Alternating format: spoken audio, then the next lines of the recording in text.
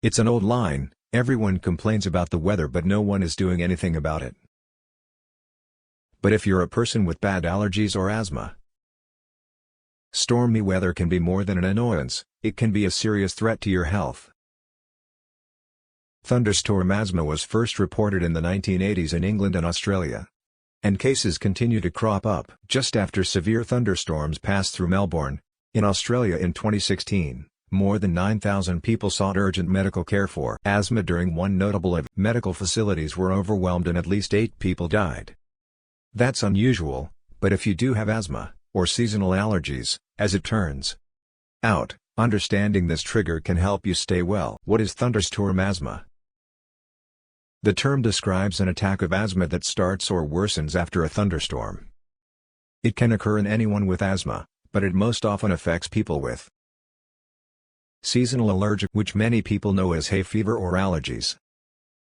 Heralded by a runny nose, sneezing, and itchy eyes, seasonal allergies are often worst in the spring, summer, or early. Rain tends to lower pollen counts by cleansing the air. And many people find that rainy weather tends to reduce asthma symptoms triggered by allergies. But thunderstorms can make asthma worse because of a unique sequence of events. Cold downdrafts concentrate air particles, such as pollen and mold. These air particles are swept up into clouds where humidity is high. In the clouds, wind, humidity, and lightning break up the particles to a size that can readily enter the nose. Wind gusts concentrate these small particles so large amounts can be inhaled. What raises the risk of experiencing thunderstorm asthma? According to a new study in the Journal of Allergy and Clinical Immunology, a whopping 144 out of 228 people with seasonal allergies reported experiencing that's 65%. And many of the asthma attacks set off by thunderstorms weren't mild. Nearly half of people who had an attack sought emergency hospital treatment.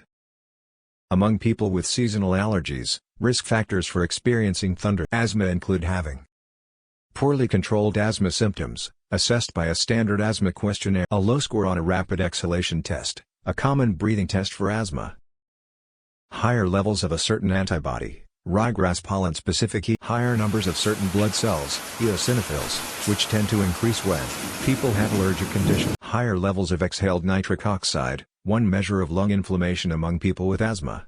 Not everyone with these risk factors will develop thunderstorm asthma. And even among those who do, asthma attacks won't necessarily occur with every storm. But it may be useful to know if you're among those at risk,